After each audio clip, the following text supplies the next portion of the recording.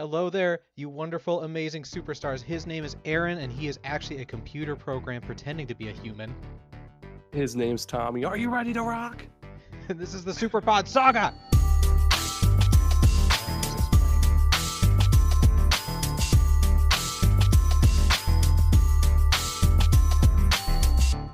Yes, this is the Super Pod Saga. Welcome, thank you. Grab a seat, grab a cup of coffee, sit down for a while. If this is your first time listening to the Super Pod Saga, this is the podcast where Aaron and I bring a different video game related topic to the table every week, and we discuss it. We talk about it until there's nothing left to talk about, and we're going to do that for as long as humanly possible. And where can people find us on the internet, Aaron? Yeah, so you boot up your modem, give it about 10 to 15 minutes to connect to the World Wide Web, all that stuff. But yeah, superpodsaga.com. Every single thing that you might need from us is on that website. Our social medias, all of our episodes, even like our videos and stuff like that. Or our blog. We write cool stuff on the blog every now and again. I wrote a cool thing about Chrono Cross. The game is great. Superpodsaga.com. Yeah, and we're not alone today. It's not just Aaron and I. We have a special guest. It is Matt Storm from the Fun and Game Podcast and others. Hi, Matt. Hi. Thanks for having me. I'm excited to be here. Thank you for being here. Why don't you, just to start, give us a little info about yourself and about your podcast or all your podcasts? Up to you. Sure. So my name is Matt Storm. I go by Stormageddon also online. I host 4 podcasts, one by myself and then 3 others with co-hosts. I'm also a producer and editor. I'm currently the freelance editor for the Game Informer show, which is the Game Informer flagship podcast. My shows, as you mentioned, one of them is Fun and Games, which is a kind of general topic-based conversational video game podcast. We also interview developers, composers, all sorts of different creators, community managers, all sorts of folks. I do a interview series called CPOV Autographs, which is me chatting with bands, comedians, burlesque performers, actors, pretty much anyone who wants to chat about art and artistry. I do a podcast called Screen Snark, which is a roundtable style podcast that I do with my incredible co-host, Rachel Quirky Shank, and we bring a guest on to talk about the most recent things we've watched. We go around each talking about them and then usually interview the guest as well. Sometimes we do specials focused on specific media. And then last but not least, I do a BioWare podcast. It was a Mass Effect podcast. As we played through the Mass Effect franchise, we have now moved on to Dragon Age, where me and my co-host Frankie create the character and then play the games as if we are those characters, making decisions as we would and things like that. And all of these podcasts can be found on your podcast platform of choice, and you can find more about me and those shows at djstormageddon.com. Thank you. You are living such a cool life. I love that Mass Effect idea. That's cool. Or where you like live out as the characters or like act as the characters, like D&D style. That's cool as hell. Thank you. Yeah, it came up from just me and Frankie always talking about Mass Effect because I got them into it, and so we started the show, and it was fun to play Shepard, who I'd played a million times before, but more. I always make decisions kind of how I would, but to really dig down deep and figure it out. As a person who came out as non-binary recently and has been queer my whole life, I romanced Caden on that playthrough, a character that I didn't really like in the early days, and then kind of really fell in love with. Part of it is Raphael Sabarge's very smooth voice, but really digging into the character is like, oh, this is someone I'd actually be interested in, someone I would like. And so, it's really great. I really encourage folks, if you love the franchise, to listen to it, because there's even stuff in there that you may not have noticed or thought of on a previous playthrough. Yes, absolutely. Aaron, you picked our topic for the week, and what is that topic? We're going to talk about multiplayer games, and to be specific, nothing like cooperative, because I feel like that's totally separate from actual like multiplayer mayhem, where it's like player versus player, stuff like that. But yeah, multiplayer games. Yes. So what do you two look for in a good multiplayer game? We can start with you, Aaron, since this is your topic. Right, yeah. So a lot of the multiplayer games I play are ones that I would play like with when people come over, like a party kind of situation, where I just want absolute chaos and like I don't want anybody to be friends afterward.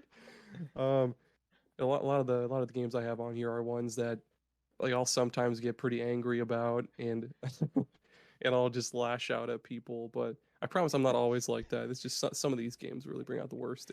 This is just a venting session for you. Please, we'll pass it on to Matt, so I don't sound like a terrible person to the internet. Matt, do you enjoy video games?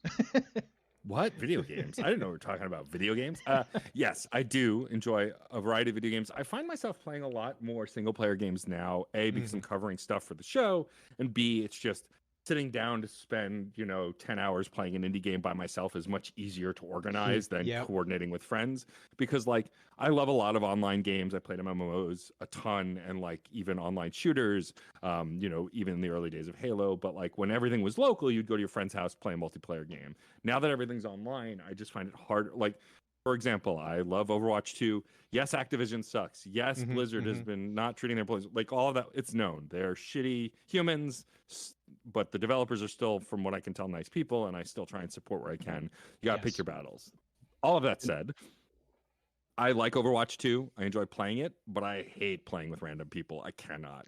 That community is still bad. But if I can squad up with a full team or mostly a full team of my friends, which I often do, then it's a ton of fun, right? We're coordinating, we're communicating, we're working together, or we're just totally fucking around and don't care. But it's that kind of thing. And so it depends on the game, but I do genuinely enjoy playing online multiplayer games and competitive online games.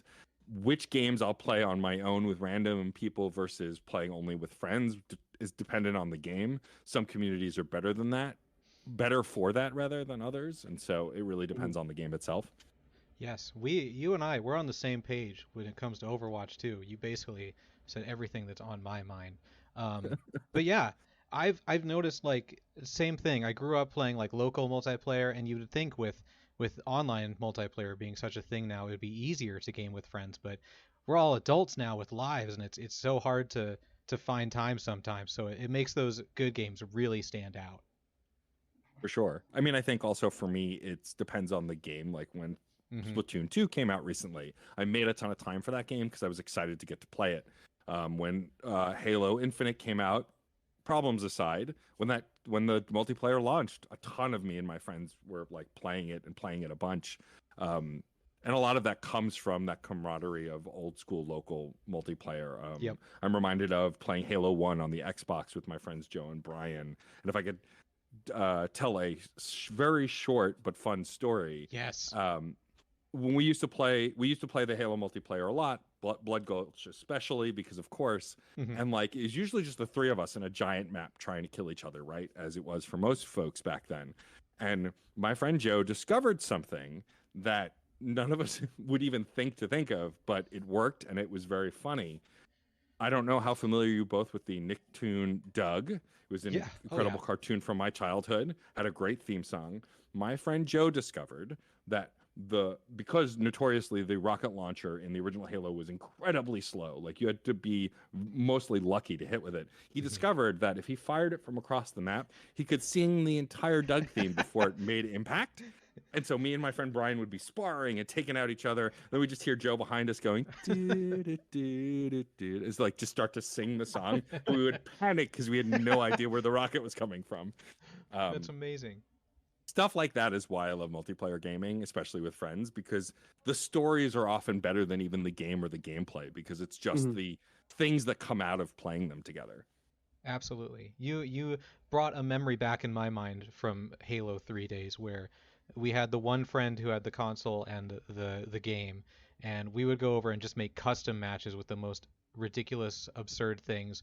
Our favorite mode was making gravity as low as possible and making it the speed as fast as possible, and the only weapon you could have is gravity hammers. Yes. So it's three guys just flying around, swinging and flying through the sky wildly, and it was so much stupid fun. Yeah, that the best part of any Halo generation was what you could make and what you could do, the Forge and all of that. I wasn't a big first-person shooter person growing up because I wasn't good at them. Arguably, I'm still not, but I just enjoy them more. But doing that kind of stuff where skill and aim barely mattered, and it was just what nonsense you could get into was always the best part. Yes, absolutely. Aaron, do you wanna start us off with a specific video game that you enjoy that's multiplayer? Hell yeah, I'll get this one I mentioned in our previous episode, or not previous episode, the episode with Troy though. Shout out to Power Stone. It's not gonna be my actual pick, but I don't want to talk about Power Stone too many too many episodes in a row because Power Stone is just multiplayer mayhem fun and I fucking love it. But I guess my first pick would be one that I keep going back to and I keep telling myself I'm never gonna play this again, and then I do, and it's Smite. God damn it, I love Smite so much. You do have a problem with Smite. Usually it's me and my brother-in-law Nova. He was in our Companions and Sidekicks episode, but he and I play Smite together a lot, and it's just, I mean, it's another one of those games where playing with randos suck because either they don't know what they're doing and they throw the match for you, or it's just super toxic people who are just like trash support, like okay, your build is trash. There's you're no an in between. asshole. Yeah, sometimes you get somebody that's pretty decent, but that's very, very rare. And oh my, and especially in a game where like the premier mode is the 5v5 conquest mode, like you need your team. Like you need to be everybody like on their A game. Otherwise, if you have a bad jungle or a bad like solo laner or something like that, you're gonna fall behind very, very quickly. And I hate it so much sometimes, but then like when it's good, it's good. Because like some of the characters, like once you learn like their different quirks and like the hitboxes for their abilities and how much damage they do, and like when you can take somebody out with a certain ability and like a really good build for them, like it's really, really, really fun. Shout out to Sun Wukong because I love Sun Wukong. But what? Oh, I was gonna say, yeah, I tried Smite for a good few matches, and I was like, this is a lot to learn. It is a lot to take in and figure out. I was like, I would need to dedicate my life basically to become good at this. And I feel bad when I'm like learning a multiplayer game with other people. I feel bad that I'm dragging the team down, and that's tough for me to get through. You gotta play with us sometime. We'll coach you through it. Like if we played like a 3v3 joust, that's probably the easiest way to learn because Nova and I could definitely carry a newbie. Like when it's like us two and a newbie, like our friend Michael or somebody else, that's pretty easy. But when it's like 5v5 and 3 out of your 5 teammates are just sucking ass, it's a huge bummer. Yeah. But yeah, it definitely is a lot. Yeah, Smite's one of those games that I played a lot when it first like launched. I played with a bunch of friends because just the idea of playing these gods from different lores and being able to mix and match was a lot of fun. And I had been already playing Heroes of the Storm and League of Legends and other games like it. And so like the basics of it I knew, and then it was just learning this specific system. I fell off it after a year or two. It seems like they keep adding cool stuff to it. I keep saying, I'm going to go back to it. And then I never do because I'm already playing too many games, and to add another into the rotation is just not going to happen. But I remember enjoying it, what I played of it. Oh, hell yeah. That's another thing with multiplayer games today is not to like derail our conversation, but like so many of them expect it to be the game you play. Like they all want you to play only their game with the battle passes and the daily and weekly quests and everything, and it's impossible to keep up with every game all the time. Yeah. Yeah, like when Overwatch 2 came out, I played a lot of that and neglected Smite, and it's like, well, fuck, they have the RuneScape crossover going on in Smite, so like, what do I May is Bay, but the RuneScape crossover, dude. I'm still when we noticed Smite was having crazy crossovers, we were like, let's predict our craziest crossover, and I'm still waiting for the Dora the Explorer crossover. I think it's going to happen someday. Look, I never thought there'd be an Avatar crossover, and I didn't play during it, but that was awesome. That was really cool. I love Avatar, so to see that happen was really neat. The Ninja Turtle one was super cool, and Nova and I, we keep like coming up with these awesome ideas for skins that they should have done but haven't, and we keep thinking like, come on, Hi-Rez, like hire us, because there's a lot of characters in that game that have that like transform. So there's gods like Fafnir or RTO or I'm trying to think of another, but I can't name them right now. But gods that have transformations get very, very neglected. Like the god Fafnir, he hasn't had a new skin in years because he's not meta enough. Like the pro players don't like him enough, so they don't give him new fucking skins. But it's like, bro, in the Nickelodeon, fucking crossover happen, they could have made it so like when he's in his normal form, he's Tommy Pickles, but then when he uses his ultimate, which is when he transforms into a dragon, he could be Reptar. Yeah, that would be fun. That would be pretty cool. God damn it. I love your Hire me, suggestion. Yeah, I love your suggestion. They should hire you as an idea man. They'll just give you an office, and every week they'll walk in and be like, "You got anything?" And you'll be like, "Tommy Pickles, Reptar." And they'll be like, "Oh, get to work, everyone." I've got so many ideas for them. Oh, okay. Matt, how about you take a turn? What's a multiplayer video game that you like? So for me, it's funny. One of the multiplayer games I play the most now is a game that I used to scoff at like everybody else. Ooh.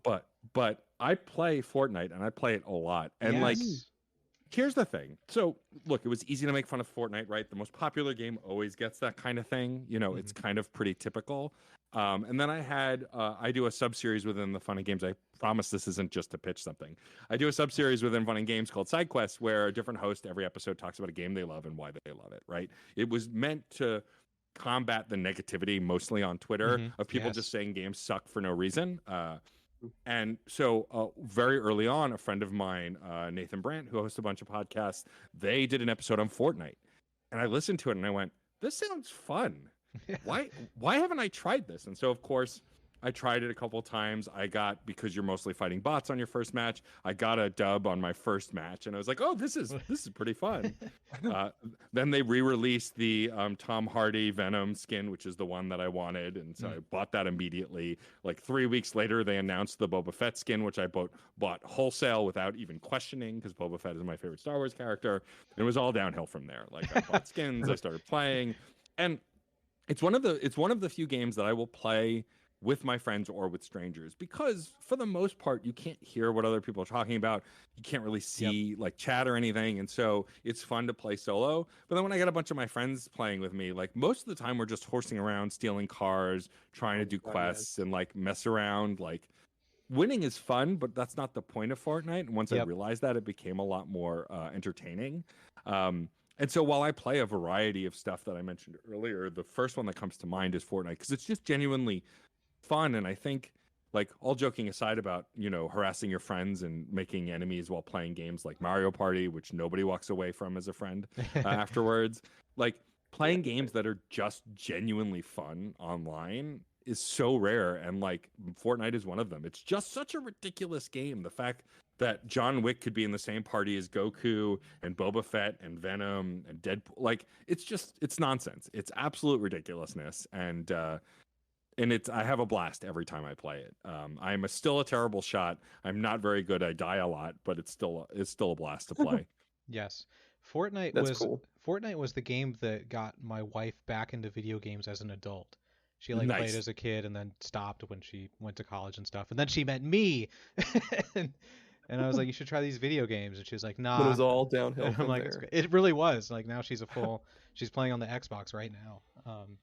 But yeah, Fortnite is just, it's impressive because it is, some of its systems are complex. It's not like you just have a gun and shoot the gun. It's got different guns. It's got all kinds of mechanics that change every season. And yet it's still always fun and always approachable.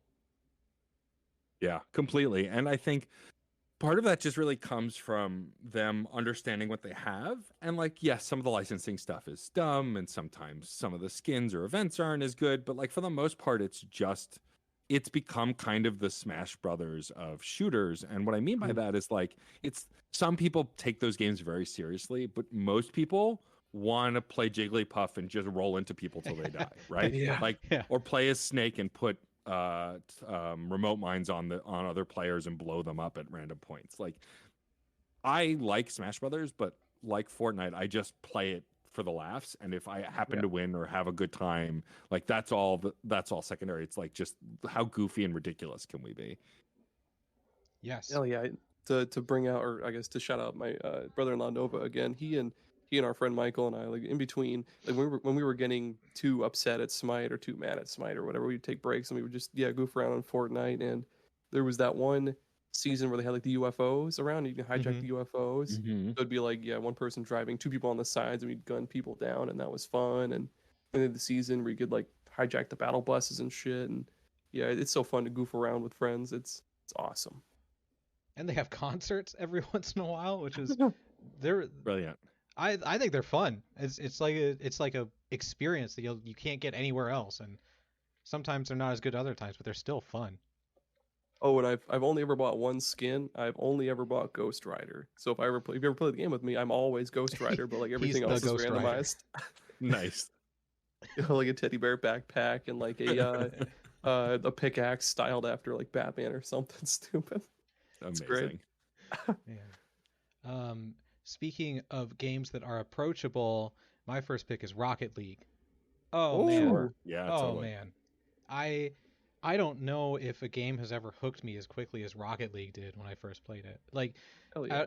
This was their second game too. They had like super acrobatic rocket powered something or other like that, and it just kind of started as like people I saw on Twitter, on Reddit, being like, "You should check out this Rocket League game. It's really good." And then it just completely exploded, and I just loved getting to like learn how to play this game along with playing with friends, and all of us just flying around horribly, just bouncing everywhere except hitting the ball, and eventually getting better. And then there's a game where you see someone jump into the sky and fly through the air, and you're like, what the hell is happening?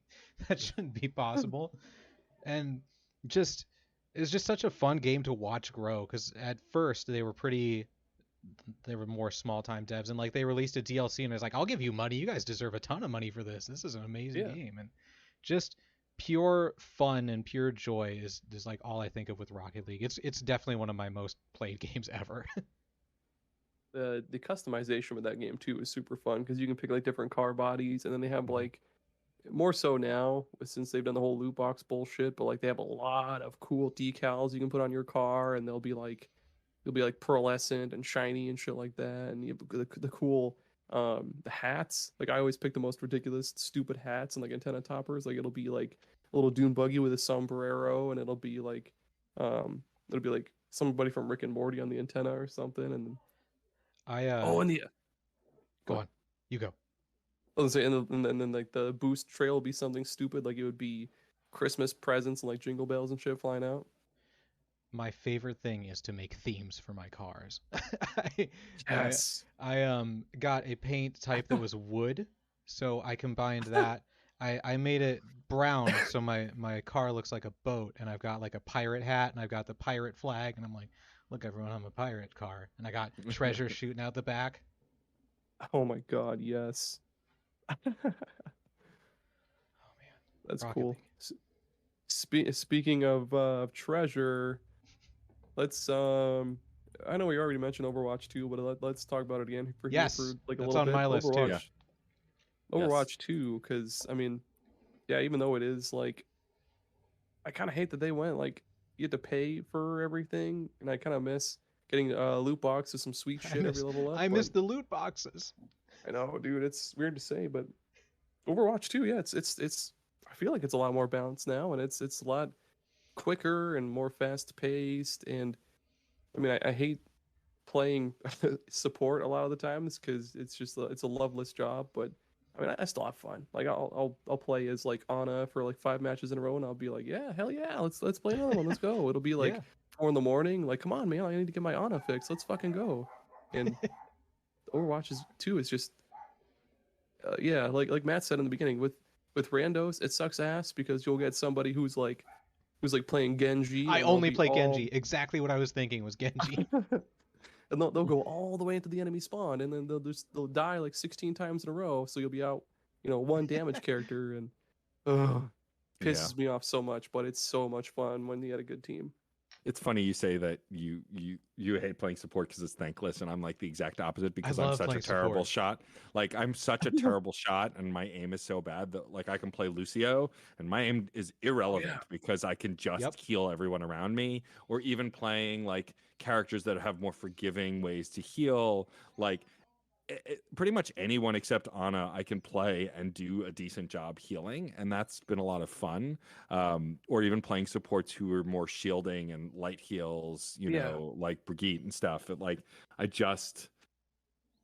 love that this game has a support and tank option because those are less about making contact with the enemies and more about protecting or healing your team, and I prefer that. I used to play Team Fortress 2 all the time back in the day, and like preferred support and like characters who weren't just straight up DPS. I like playing straight up DPS as well. There are a ton of characters I really enjoy, but like for me, tanking and healing or support are better because people are more forgiving when you're playing those roles well, because you don't have to kill people to be useful. You can just support your team.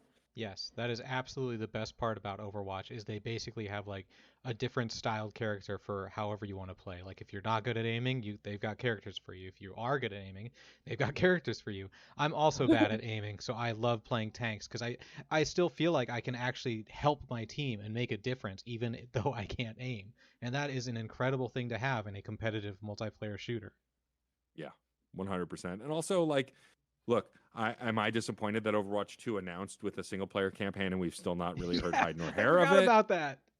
Like, I'm a little bummed because I love, like, we're not talking about it today, but I do love single player and co-op driven stories, and like I love the Overwatch world, so I'm excited to see more of it. But that said, them launching this version of Overwatch 2, so at least we can play with the new balances, the new skins, the redesigns, all of that stuff, and the new heroes has been great. It's not perfect. I agree. Like, I also miss loot boxes only because the new skins are so expensive. Yes. And with the loot box, you had a chance of getting one of those fancy skins by random accident, and we can't do that anymore. And so, like, also battle passes, like, as much as I love multiplayer games, the modern need for battle passes are rough. Like, I feel like Fortnite's doing it best, and it's still not perfect.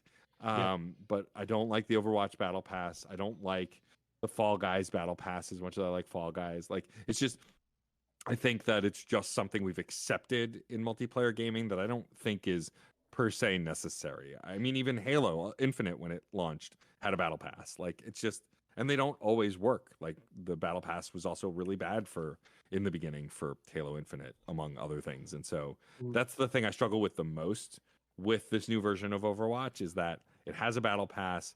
It's hard to get through it. I've been lucky enough to get code for a few of the battle passes so I could cover it for the podcast, but like ultimately spending money on those things and not getting through them is the hardest part. I discussed this with Aaron in our private messages one time, but a battle pass in Overwatch especially doesn't make sense because most people have 3, 4, 5 characters that they play, but the battle pass is items from every character. So it's going to be like upwards of 80% things that you will never use or want. Yep.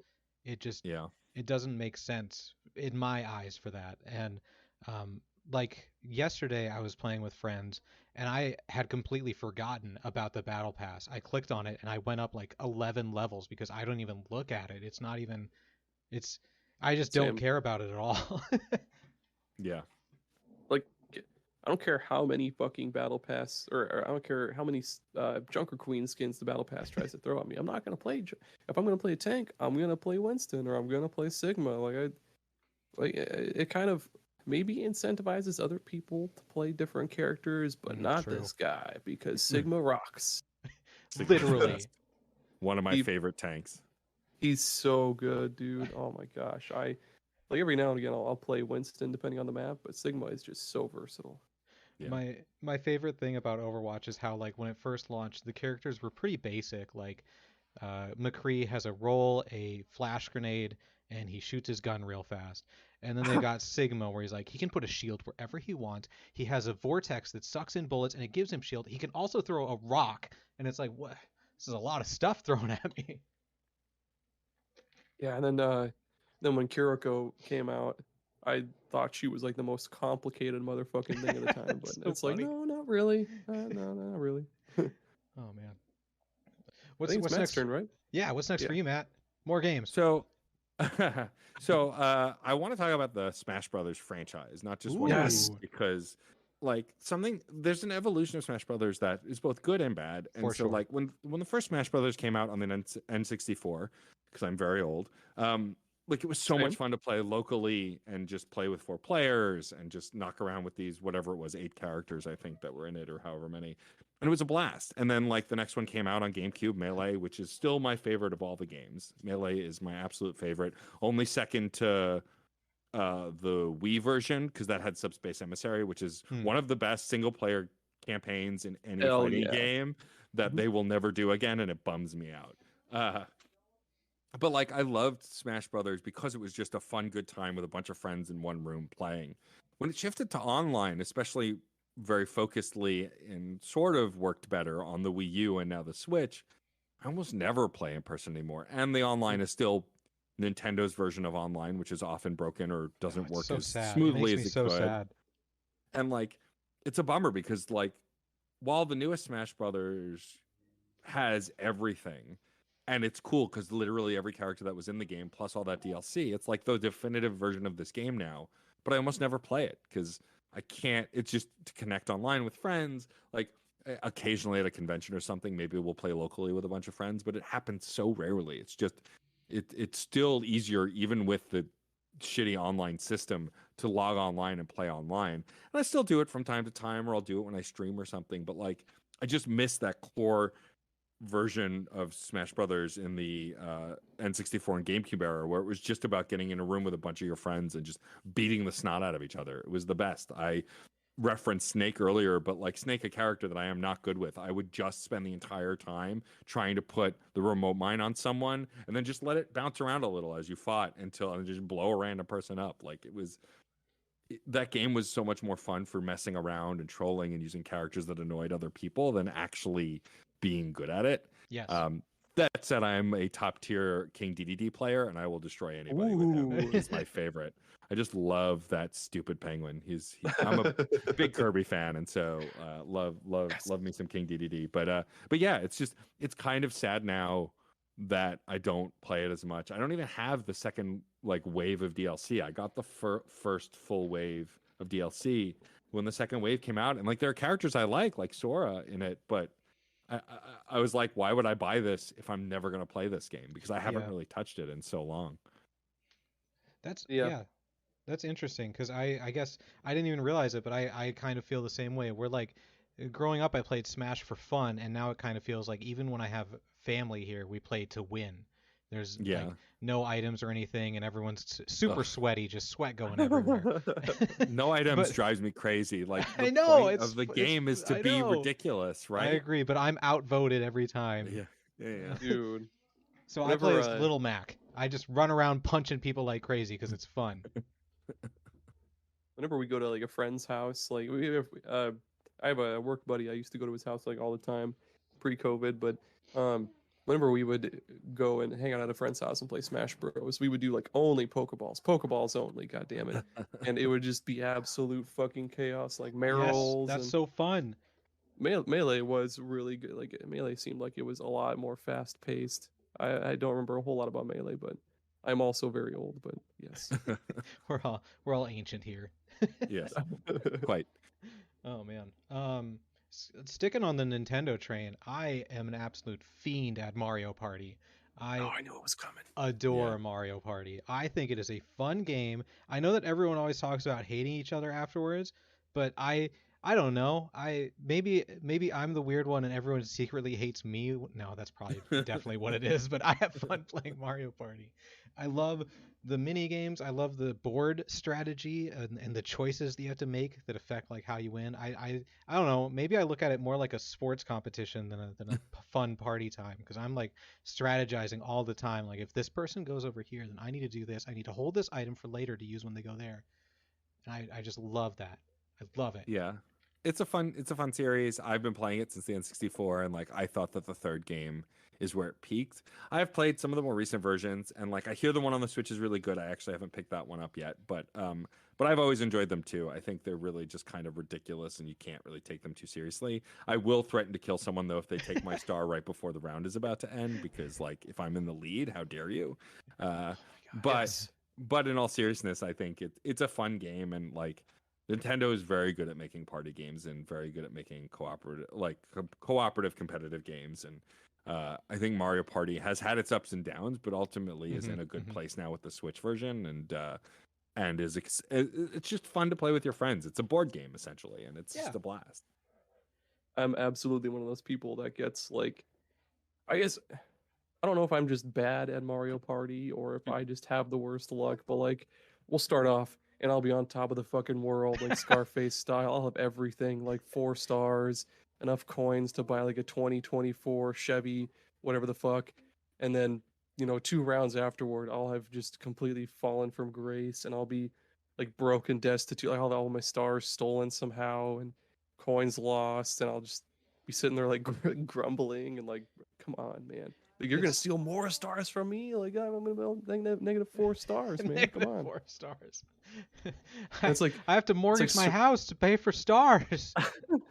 It ends up being like Survivor or Big Brother for me, because I'll have to like make alliances with people, be like, please, if you do not steal this last star from me, like, I'll help you get 2 stars from this other person over here. Like, please don't do it. Like, I'm like begging and on my knees, please.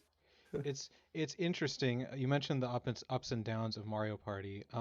The first one for Switch, Super Mario Party, I believe they called it, was kind of bizarre in that they like really toned down the randomness and the swings. Like, the items and stuff you could land on was very minimal. It was like, oh, you get 5 coins, you lose 5 coins. It was, and they had, each character had their own dice that or die, I guess, that had its own numbers, so you could strategize like that. It's like they wanted to take a Mario Party and make it serious, and I really enjoyed it. That was probably one of my favorite ones. And then they did Mario Party Superstars, which is like the collection of N64 ones, and they're like, okay, just go nuts, just have all the fun you want, we get it. I think that was one of the ones where I got the most angry, especially on the what was the slot machine one? It was like you go up like the... Oh yeah, with the gumballs. That's the one. Yeah, that one I always got screwed over on. That's probably one of the worst maps from that one. Oh, and with Mario Party Superstars, they added online. They were like, play against strangers online. And I was like, my time has come. I'm going to climb to the top of the Mario Party leaderboards and be number 1. And then they did the classic Nintendo thing and didn't understand the assignment, because what happens is you play your entire match, and then at the end, everyone taps A to applaud each other. And then, like, say you applauded 20 times, you get 20 points to your score, and that's it. That's how they measure your Mario Party success, is just people tapping A at the end. There's no leaderboard, there's no anything. It's just like, look, everyone applauded at the end. Such a letdown. Bizarre. Well, Aaron, your turn, right? Yeah, let's keep the Nintendo train rolling, dude. WarioWare. This is a Nintendo podcast now. I swear I have non-Nintendo ones, but like, these are just the ones that, like, when I think of multiplayer games or like party games, like, this is the first one that comes to, well, the ones that I've mentioned are like the first ones that come to mind. But well, I guess this is my first Nintendo one. Whatever, scratch that. WarioWare is just fun, especially the one on Wii. What was it? No, it wasn't Shake It. I don't know. The one on Wii was really good, and the one on the not the original one, but the one on the GameCube is also really good. But WarioWare is just good fun, because like you'll bring a newbie into it, and you'll be like, all right, here's a controller.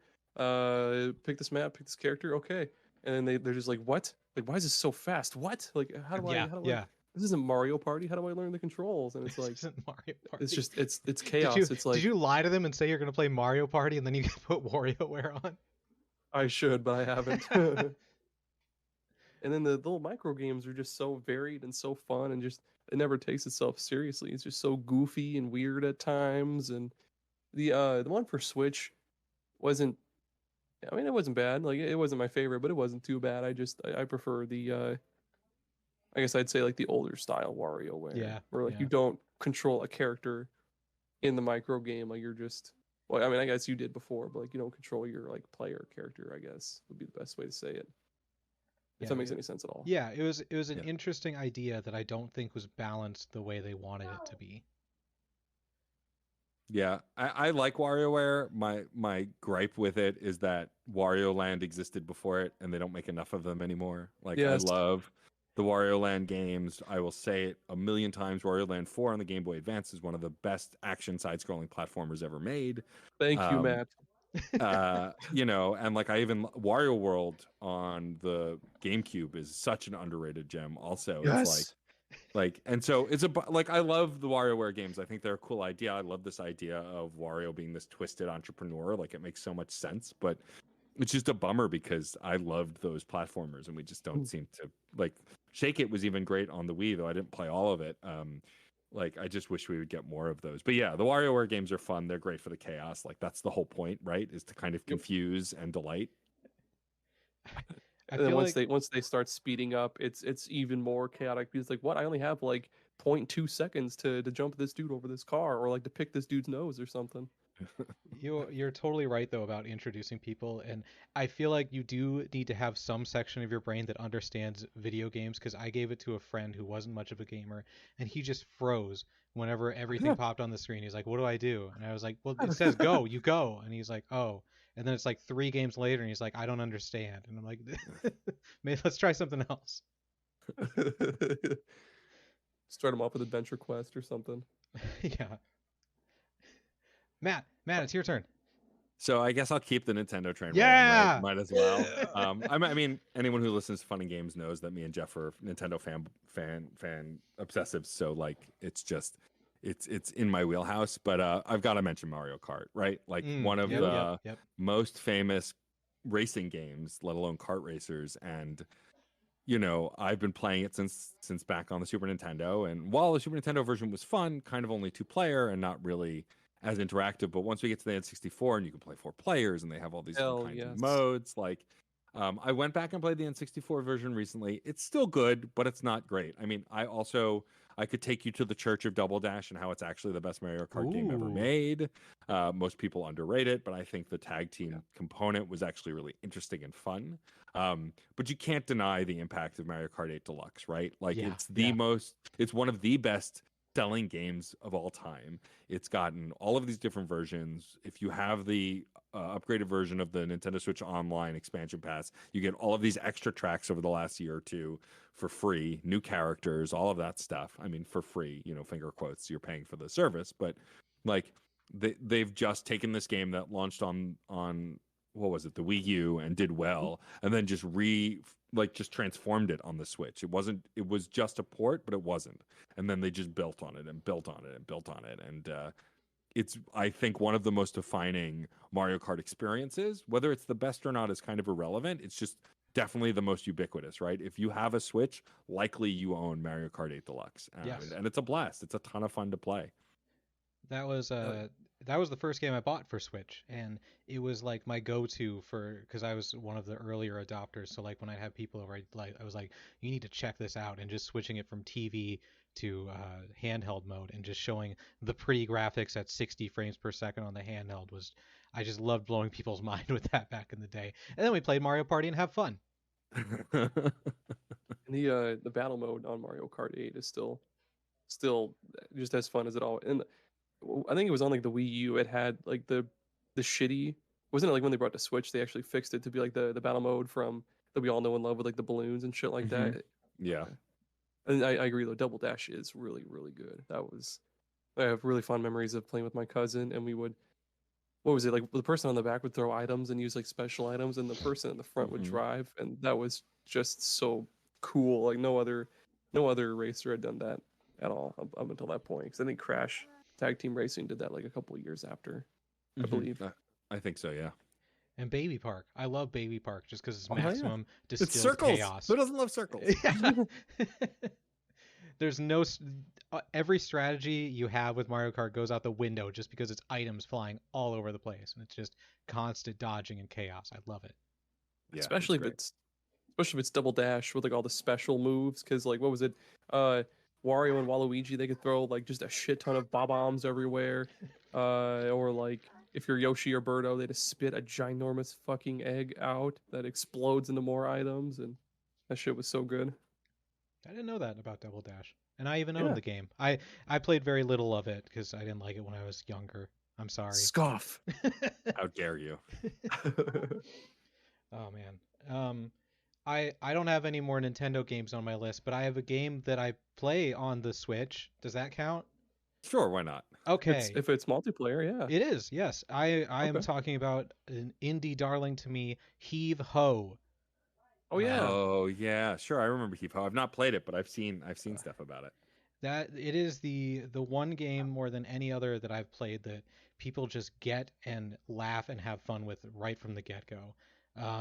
This one I feel like I have to explain to listeners because I'm sure not everyone's heard of it, but it's like a a 2D platforming sort of thing, but everyone is like a ball with arms, and you control the arms with the stick, and then you use the triggers to grip with your left and right hands, and it's like an obstacle course where you have to go from one side of the screen to the other, and there's traps, there's spikes, there's all kinds of stuff in the way, but it's cooperative, I suppose, because everyone has to make it to the end. So you've got to grab each other, throw them across dangerous gaps, or swing with each other and let go. And it's just endless fun trying to communicate, be like, toss me over the ridge. I'm like, I'm not going to toss you over the ridge. And then you toss them into the spikes, and they explode, and their blood flies everywhere. It's colorful blood. It's like bright neon blood that it splatters on everyone. It's a fun, gross touch. But every time we have friends over and we introduce them, no one knows what Hevo is, but when they play, it's all they want to play from that point on. Nice. I've been meaning to buy that game, but that leads me into my next pick, which is my actual non-Nintendo, or my first non-Nintendo one, Ultimate Chicken Horse. Yeah, I love Ultimate Chicken Horse. Nice.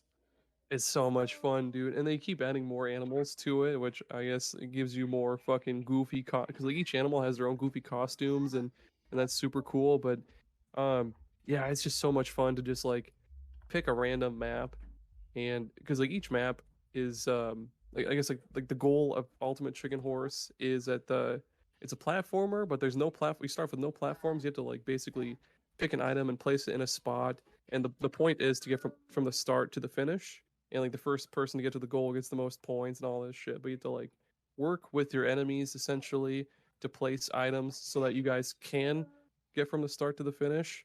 But you know, if you're playing with like absolute bastards, you know, they'll put like they'll glue what is it, like one of those paper airplane machines to like one of those constantly spinning platforms, or like they'll throw a one of those machines that shoots flaming baseballs at, you know, like wherever the fuck the finish is. So there's like absolutely no way to finish, and it's just it's the best kind of chaos. It's only like $15, and it's on like every system.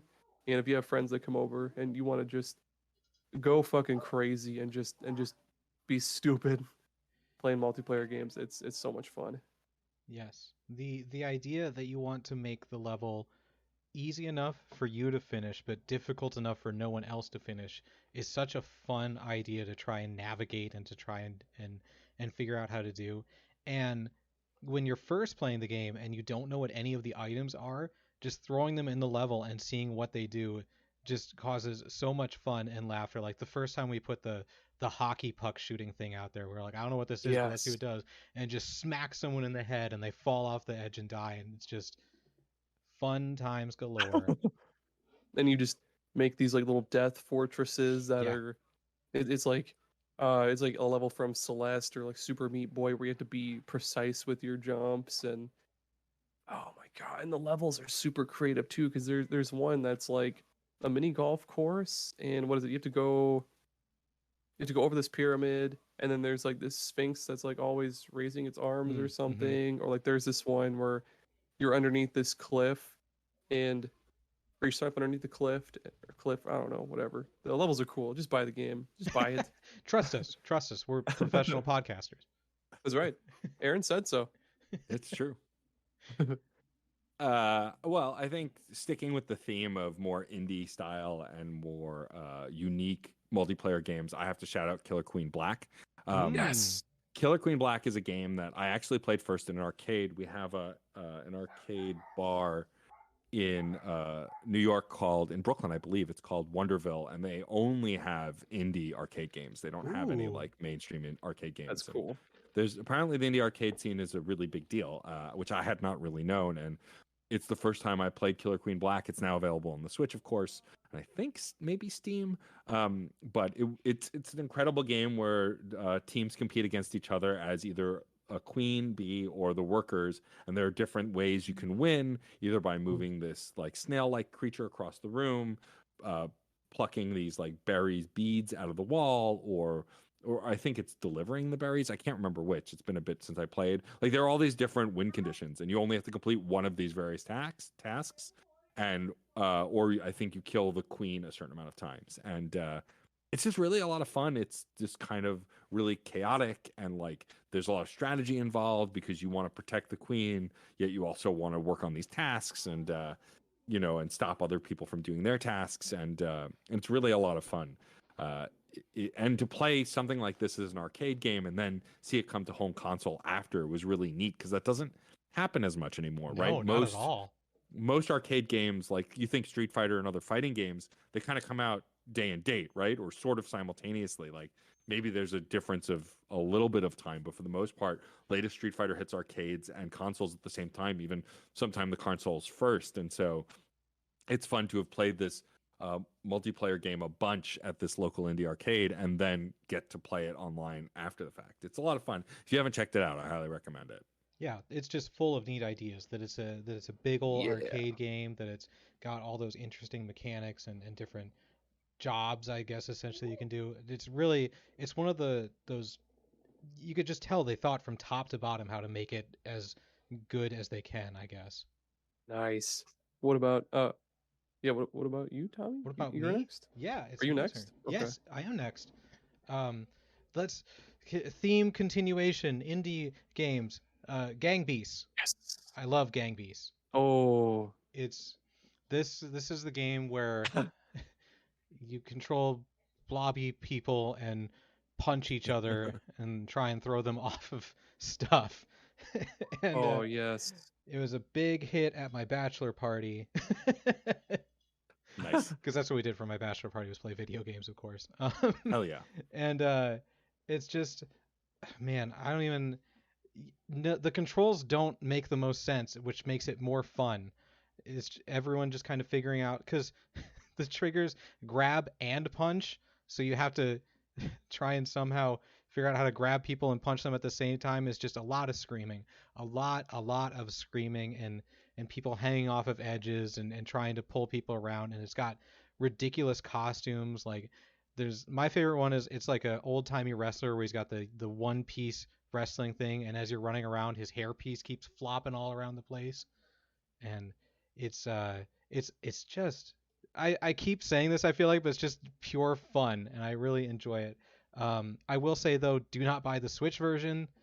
It has tons of game-breaking bugs. I don't want to just say bad things about a game, because I know that people made it and stuff, but we had game-breaking things, and we had a person online somehow join our local multiplayer game. What the hell? Yeah, all sorts of weird things. But everywhere else, I'm sure it's really, really good and really fun. Hell yeah. Are we halfway through, or are we still pretty early on? We're definitely not early on. I think it's time for an ad break. Okay. We'll be right back. Coming this fall to CBS, it's Generic Spy Show. Jack Maximum is a normal everyday citizen by day, but at night he's the world's premier super spy. He's got gadgets and gizmos like a watch that does stuff that a watch doesn't normally do, like toast a bagel or give you sweet tips about Magic the Gathering. Oh, and he has a cool car. It's like a McLaren or Aston Martin or something fancy. Did I mention that Jack has a British accent? Because he does, and it makes him sound charming and cool.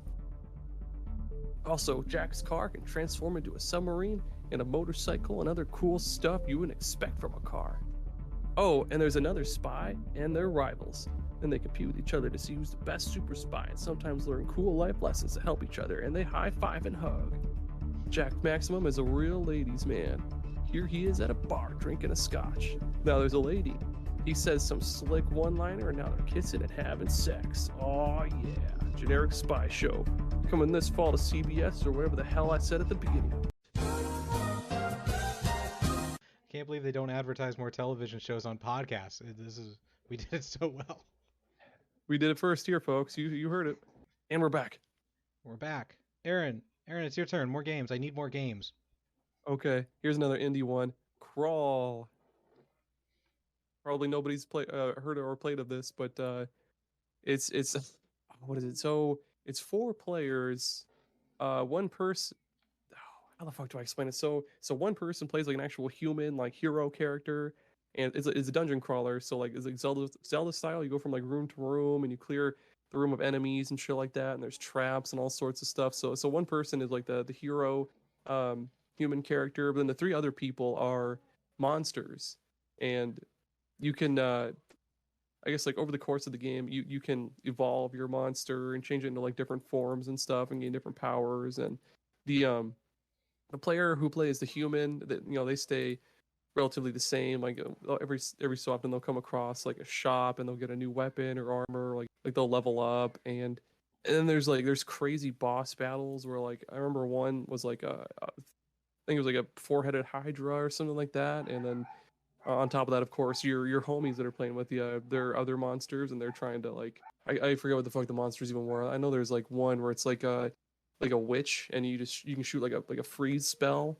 at somebody, and you can freeze them in place, and then you can just be an asshole and freeze somebody, let them get hit by the boss and die, and it's it I don't do it enough justice. It's a really really fun game. It's what, $15 on Switch and like everything else. What's it called? Crawl, Crawl, Crawl. Crawl. Yeah. Interesting. It's very pixely too, I should say, but yeah, it's you love pixels. It's great. They're real chunky. And what is it? You don't choose like a specific monster. You choose like a family of monsters. And like every so often you'll level up your monster into like a bigger form of it, and it just gets fucking crazier and crazier, and it's so much fun, dude. Neat. Yeah. Neat. Neato. Super duper. Matt, do you have a neat game? I do. So this one started as indie, but I don't even know if we can call it an indie anymore. But I remember playing a little game called Fall Guys at PAX East 2020, I think, is the first time I got my hands on it. They were there. And of course, now they're part of the Epic family of games and are on literally everything. But yeah, Fall Guys is this game.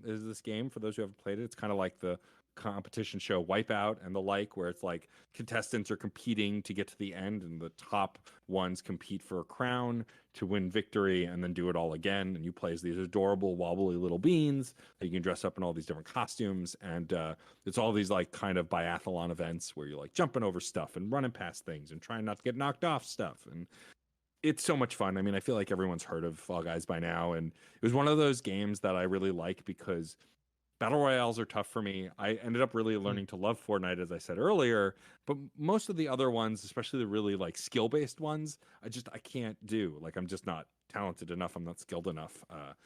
But Fall Guys is so much luck as it is skill that it's just fun. And also it's so funny to watch these dopey little characters get knocked all over the place. They are adorable sounding and looking. And it's been a bunch of fun to play. I don't play it as much now as I used to, but I always try and jump in a couple matches every so often. I have it installed on my Switch and on my PC and on my PlayStation, so I can play wherever. It's really, really a blast. It's just, what if we made something like, what if we took what teenagers considered stupid fun in video games, like goofing off and being ridiculous, and then just turn it into a game, like the mallet area where like you have to like not get knocked off. Like it's all just really goofy fun, and a way to compete and still have a good time without like getting really sweaty about it and really competitive about it. That said, if I'm in like the final 10, then things start to get sweaty. Then I'm like really actually competing and get pissed off when I lose.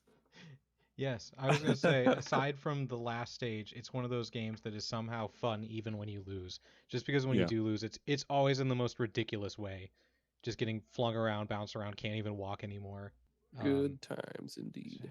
My phone locked, so I had to reopen it. Oh, I really enjoy Among Us. Among Us. There you go. That was a really unique. Well, I don't know about unique premise because those kinds of detective games have existed before, but they really struck being able to get people who don't usually play games to play it. Like, my biggest memory was getting a group of people on Discord, and it was like everyone had never used Discord before. It was like friends of friends, brothers and sisters of friends, so everyone was introducing, and you lost track of who everyone was immediately afterwards because it was just this big collection of people who just wanted to play Among Us.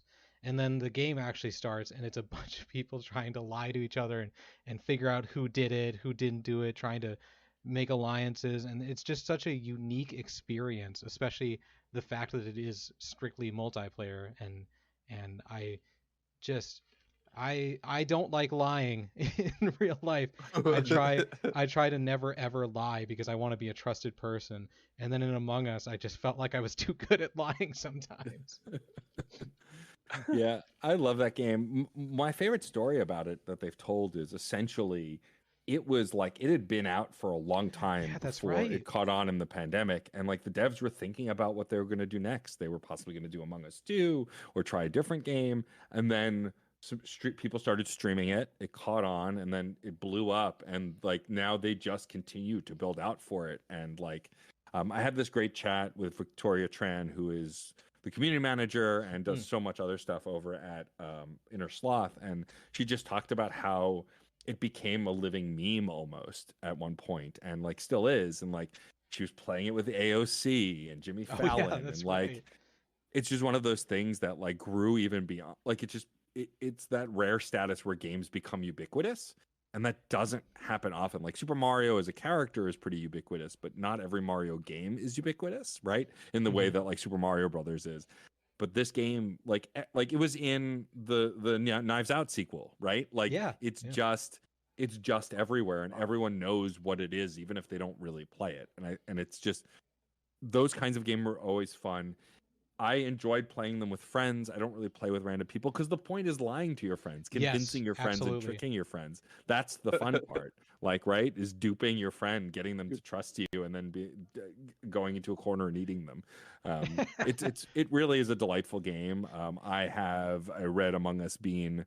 The listeners can't see it, but I have a ton of like plushes and other things, and I have a Red Among Us bean because I love those little beans.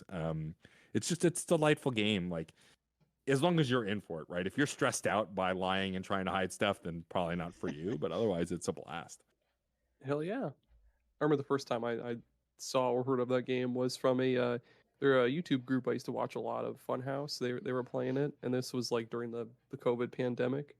And over the last like couple of years, for my job, we do tech support for like projectors and shit like that. So over like Black Friday especially, like they'll run a skeleton crew because it gets really slow over here. And by skeleton crew, I don't mean like we're actual skeletons. Like they'll have dang. They'll damn it. Yeah, they'll cut the staff down to like maybe 7 people or less. Yeah, usually for Black Friday we'll play it. We'll play a game. Like a couple times we played Among Us, and it was a hoot and a holler. And yeah, Among Us it's great. It's great fun. I'll never forget the sigh that my brother-in-law made after I had lied to him the whole time and I won because I was the killer, and just that I was like, I'm sorry, I had to. Speaking of games that'll complete fuck, I'm gonna redo that. Speaking of games that'll completely tear the family apart, Overcooked, baby. Oh my gosh, yes. That's a good one. I guess we all get way too mad at that game, but like, yeah, it's one of those games that I guess you don't just play it for comfort or anything like that. It's challenging as fuck, and like you have to delegate roles, otherwise like shit just goes nowhere. Like you got to have one person washing dishes and bringing them back to the plate spot. You have to have one person or 2 people cooking depending on the map, or like one person basically expediting the dishes, like bringing them to the where you put them to go and shit like that. And yeah, it's me and my brother-in-law and our sister and her my sister-in-law, her sister, whatever, we would get together a lot and play that, and we would all get super pissed, and it was fun. I can't. Oh, go ahead, Matt. I was just gonna say, no, I was gonna say the same thing as you. I can't play that game. Like I've played it, and I sort of have fun, but like I can't grok it. I just can't make my fingers do the things my brain wants it to do, and we suffer as a result. I mean, it's usually very funny, but it gets old pretty quick. Yeah. I love my wife dearly, but we cannot play Overcooked. It just causes problems. Marital discord. And we have her brothers over a lot to play too, and whenever there's all like Aaron said, you delegate tasks, you give people jobs, but I swear every time someone tries to help out by going and helping someone else with their job, then their job isn't getting done. It's just a cascading thing, and everyone's yelling at each other every time. Literally every time. Yep. Mm-hmm. Like, I don't care if you want to help, like, run ingredients to the cooks or do whatever. Just like get the fuck out of my zone, especially in maps that are like really restricting. Like I remember there's one map where it was like, did one big, like square counter in the middle, and then there were like what are the escalators on the floor called again? Oh, like conveyor belts, maybe? Yeah, nice. Yeah. Escalators on the floor. My bad. Yeah, the conveyor belts on the floor, so they're constantly moving and shit. And the hallways were super, like, you can only fit one person in there at a time. There's no going around anybody, and people would try to like run dishes to the sink or like leave their food on the stove and go run a dish out somewhere. It's like, no, that one's burning. Go the fuck back. No, you can't go around. Stop. Like, just go back. It makes me a bad person, but like sometimes I'll get mad enough where I'll just start picking vegetables up out of the crate and just throwing it on the ground until there's a pile of them and the game is running worse because it's got too many things on the screen. Sounds about right, yeah. Holy shit. Oh boy. Matt, take us out of here. Please bring me something positive.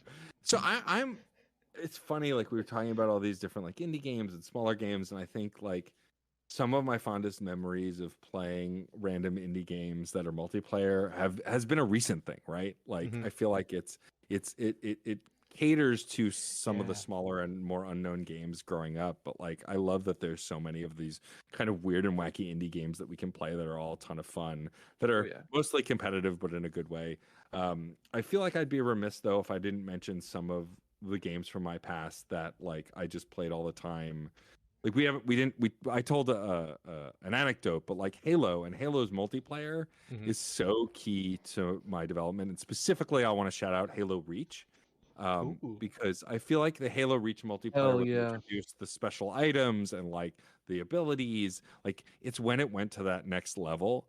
And I think that Halo Infinite's multiplayer at its best is capturing that feeling, or the Master Chief Collection once they fixed it. And like also tie in Destiny's multiplayer. Because while we're not talking about competitive games, we're like Destiny's competitive multiplayer feels like Halo multiplayer, and it's fun. And while I don't play a lot of it, I do love playing it. I mostly play Destiny to do the co-op stuff with other folks, but like that kind of Bungie specific competitive multiplayer I grew up on. And I think to kind of wrap up the first person shooter connection, I have to really shout out the first person shooter I ever played multiplayer, which is of course GoldenEye 64 on the N64. There's something about playing 4-player GoldenEye and just the trouble you could get into, the fun you could have playing Odd Job or Jaws. My favorite thing is we made up a mode called Terminator mode. Someone would play Odd Job and max out their health, like double it, because you could change the health values and make them take less damage, and everyone else would have rocket launchers, and it would be the three of you versus this one person to try, and like the Terminator wins if he kills everybody, everyone else wins if they kill the Terminator. Like we just created our own game modes before they even existed. And then of course License to Kill, slaps only, where we just run around trying to punch each other. Like there's something about that game that I think just redefined how we think about first-person shooter multiplayer games, especially since it was the progenitor to Halo and everything that came after. Like that kind of stuff existed online. We had Doom and Unreal Tournament, but no one had thought about console multiplayer games split screen in that way. And I loved the time I spent with GoldenEye. One quick anecdote is I used to play with 4 friends of mine, my friends Roy, Jay, and Gil. And Gil was the unstoppable force amongst all of us. Like we would all play, and he was just the best player, hands down. And he would do this thing where he wouldn't kill you until you ran out of bullets. He would wait until you missed every shot. And then he would say, click, click, click, click, click, and then pop you. It made me so angry through many a controller. But he was so good. And it's just my favorite thing to remember, though, because he was just such a good player. And I haven't spoken to Gil in years. I don't even know if he still plays games, but like I remember growing up, and it was just so infuriating to play against someone that conceded, but it was funny. And yeah, I love GoldenEye, and I haven't revisited it since they re-released it on the Nintendo Switch Online and on Xbox, but I do want to revisit it. I remember loving that campaign. It was like the most basic ass thing, but I loved it. It was such a fun game. And it was the first time like you kind of saw people in a video game, right? They were blocky, rounded, fisted people, but like they looked like the characters in a way that they just really hadn't before. Really just what's what I'm looking for. Tommy, take us. I can't remember the word I'm looking for. I was just gonna say, I love how menacing your friends are, and they're so good at lines like that, like the click and the Doug song. Whenever I try and talk tough to my friends when I'm playing, I'm like, sit down and eat your lunch. It's never good. I mean, it was never good for me either. Again, it was my friends who pulled that shit off, not me. So let's stick with first-person shooters. I'm gonna make a very wide left turn. And I want to talk about Battlefield 3. Holy shit. Throwback. Battlefield 3 was the first first-person shooter multiplayer thingy that I got into. That was back in college. And my two roommates were like the two people that weren't into Modern Warfare, Black Ops at the time. They're like, dude, you got to play Battlefield. It's so much better than Call of Duty. I'm like, okay, the entire world seems to disagree with you, but I'll give it a shot. and I loved it. They were totally right. There's specifically Battlefield 3 has such a feeling that I just haven't been able to replicate with anything else, even like future Battlefields that have come out, because it's just a big open sandbox. And before those kind of existed, really, like the Call of Duties at the time were more corridor based and more reflex based, where Battlefield was like there's tanks everywhere, there's helicopters, jets, you can be whatever class you want to be and help your team that way. Like you can be a medic and just run around healing people, or you can be an anti-aircraft person and run around trying to destroy vehicles. It was very freeform, and the flow of battles was so fun too. There was a mode called Rush where one team is attacking and one is defending, and you have to plant a bomb on an objective, and then once you do that you go on to the next one. And it just felt like almost like a football game where everyone's trying to just push each other back and push each other forward, and you try and find different routes, you try and do different strategies, and it's just the maps were so fun because there was tons of different, you could fly a jet and just crash it into people and jump out at the last second. You could blow up an entire building with a tank and kill everyone in it. It just had such a variety of things to do, and that was mind-blowing back then. And like I said, I still haven't found anything to match that feeling. But the developers of those Battlefields have a game coming out soon called The Finals that I am really keeping my eye on. You're telling me you're not into that one Battlefield that they basically made into Overwatch or whatever? Oh, you mean 2042 or some shit? Man, they took everything that the community didn't want and put it in a game. They removed classes. There's no classes, which is like the pillar of Battlefield.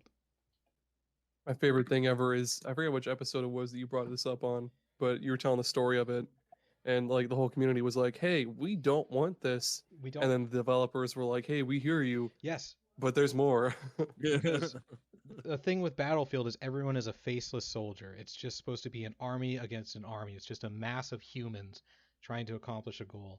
And then with Battlefield 2042, they're like, we got specialists, we got characters like Ranger, we got Spec Ops. They all have their special names and abilities, and everyone's like, we don't want that. We just want to be the faceless soldier.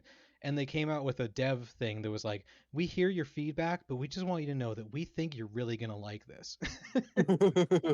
Hey, we hear what you're saying, but also fuck you. This is our game. And we're gonna do exactly what we want, regardless of what you think. Because we can sell skins with these.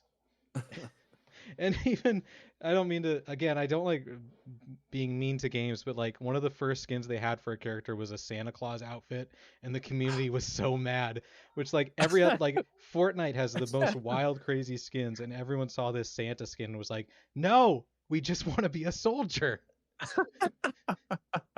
And they removed it. They removed it from the game. We're like, we understand now. Oh my God, I love these. This wild ass story. Hey, we put Rambo in like Call the of Duty. TX. Yeah. And everyone's like, yeah, that's fine. And Battlefield is like, no Santa outfit, only soldier. Speaking of Santa Claus, let's talk about Bomberman. Yeah. Nice. Yeah, good stuff. I have a lot of fond memories of. There were two Bombermans on the 360 back in the day, and I forget which one it was that I played the most. But I mean, they're both pretty identical. First off, it was cool as hell that you could actually customize your Bomberman and put like different little antennas or different helmets. You have him half cowboy, half clown afro, and he has like robot boots or something cool. And yeah, Bomberman is it's the wildest, wackiest shit because like it'll be this big old maze and you can pick up. I mean, you can turn off power ups, but anybody that plays without power ups is a total masochist. Like they don't enjoy fun. You don't know what fun is. Because like the power ups would be like there's one that increases your movement speed. There's one for what's called fire up, which basically increases like your blast radius essentially. And then there's just a bunch of other shit. There's one called dangerous bomb that like goes through the I guess like the walls and structures and shit like that. And the what we used to call the bread and the butter would be like fire up max and then the dangerous bomb, so that your blast radius would be fucking ginormous, go through everything. You basically carpet bomb the whole playing field, and it was just my God. And I think it went up to like 8 people. So when you had 8 people on this tiny fucking maze, it was just absolute chaos, and you'd be like screaming at each other. But I mean, it was still super fun. I had a lot of fun with that. And Bomberman Battlefest, there we go. That was the one I played the most of. They have a couple on Switch. I think like Super Bomberman R was the one that was available at launch. That one was pretty good. But they're all good. Play a Bomberman if you haven't. Hey, that's me. I haven't. Yeah, play a Bomberman, Tommy. My fondest memory of Bomberman was Bomberman 64, because that single player campaign that was a ton of fun, and the multiplayer was still a blast. We don't talk about Bomberman Zero though. We pretend that one didn't happen. That one was just so left field. So it was yeah. What if we made this light and fun Japanese game gritty and real? Oh God, I hate the video game industry sometimes. But yeah, no, I love Bomberman. I think there's just something kind of classic about it, that kind of like grid-based combat and the power-ups and all that. Yeah, I love those games. There's I guess I wouldn't say, I guess there's a little bit of strategy to it, because like you have to time your bombs just right so that when an opponent is in a certain area, you blast the piss out of them. And like, yeah, I can't. It's just fun and the embodiment of fun, to be honest. Nice. Over to you, Matt. All right. So I have to shout out this game just because anyone who's a fan of the stuff that I do, if I don't mention Shovel Knight at least once per podcast, like I have to hit my quota. And it wasn't enough that the brilliant people at Yacht Club Game gave us like multiple incredible campaigns, including the original Shovel of Hope, and then 3 other campaigns. But then they also added, and this was all part of the stretch goals from the original Kickstarter, a Smash Brothers like competitive multiplayer mode where you can play as every night. It's so much fun. Like, obviously, it's way more simplistic than Smash Brothers, but it's the same kind of tenets. You have abilities, and it's the different platforming and combat, and it's just a blast. Like, it's playing. What if Smash Brothers was on the Super Nintendo, essentially? And I love it. I wish I got to play it more, but whenever I have friends over who are a fan of Shovel Knight, I'm like, oh, we got to play Shovel Knight Showdown. I really love it. I think it shows how versatile the team over at Yacht Club Games is. It's no secret they're one of my favorite development studios, and I'm really excited for Mina, hopefully this year.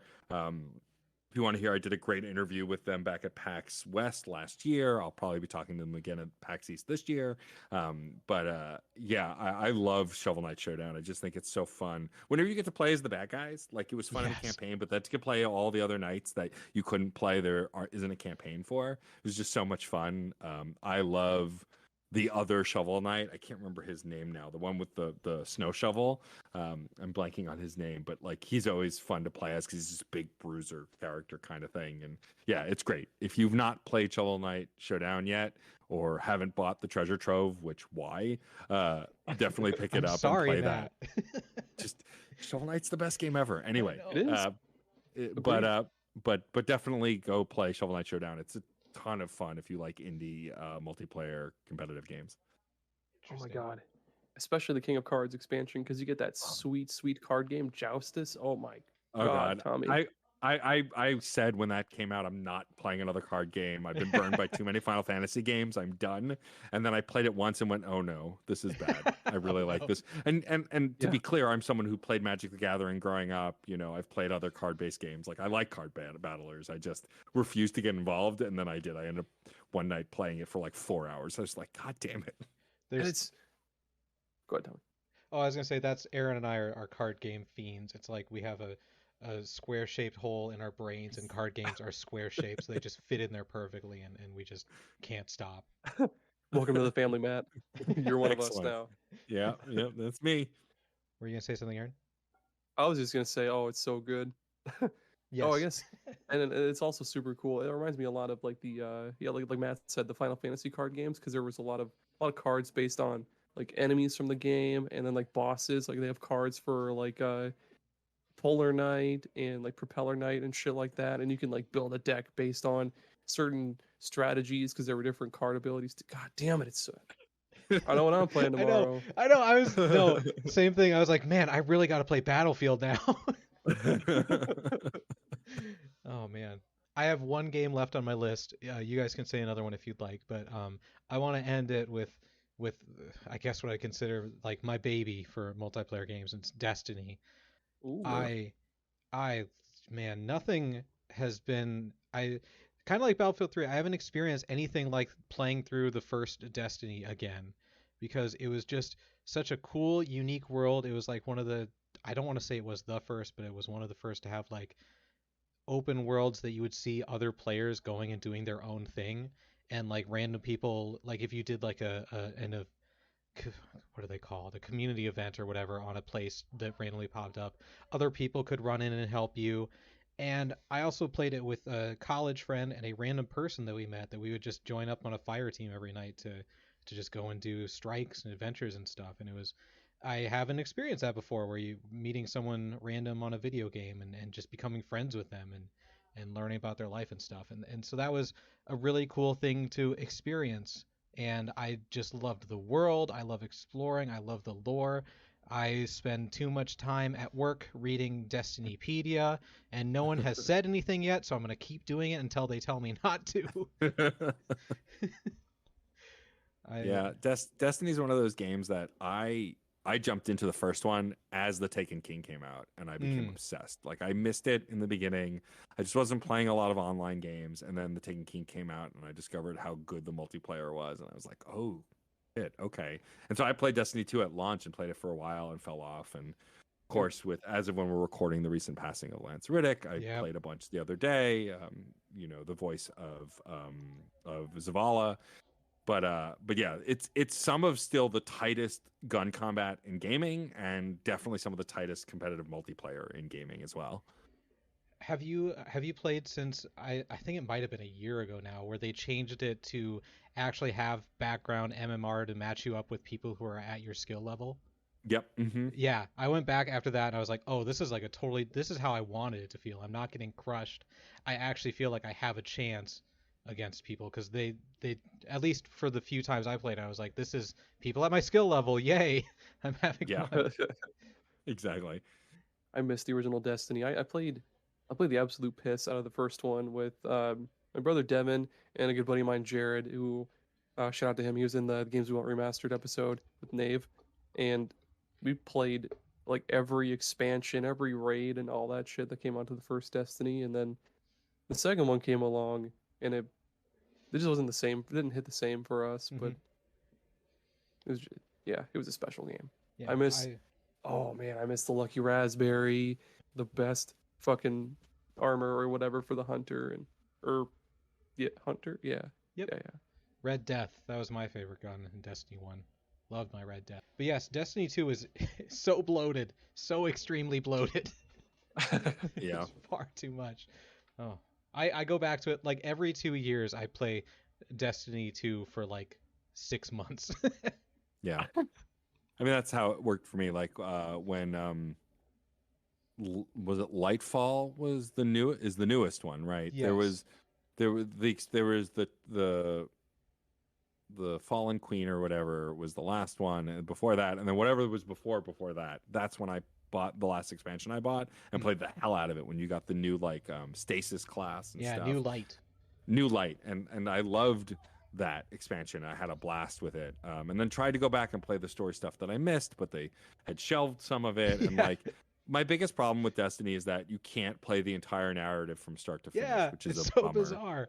It's just a bummer, and I get why, right? They built this game on servers and tech that they like, and if they were to upgrade all of the tech, they could keep everything, but that would also be an insane cost that could tank the game. So I get the logic behind it, but it's just a bummer because I also love Bungie's storytelling, and a lot of the Destiny story is really interesting. And the fact that we can't play through Destiny 1 and 2 straight through as a single player narrative is a bummer, because I would do that, right? Because that's what I played the Halo games for, was the story. So yeah, it's crazy to me that I bought Destiny 2 and I bought the first expansion, and none of that exists anymore. The campaign from Destiny 2 and the first expansion are just non-existent. However, if you want to play Destiny 1, those servers are still up, and you can give them a $20 bill to play Destiny 1. That's true. $20 bill. Yeah, it's not free to play like Destiny 2 is. Oh yeah. That's I don't have any more. Okay. Matt, did you have any more? Right out. I do have one more. Yeah. It's a classic. We got to go way back. One of the first competitive multiplayer games I ever played. As I said before, Activision Blizzard has their problems. I'm acknowledging that, and I know. I only sound exhausted not because I don't want to talk about it, but because I'm still talking about it.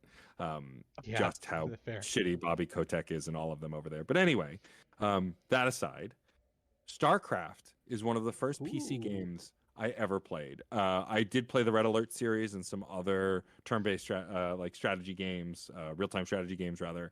But StarCraft was one of the first competitive multiplayer games I ever played.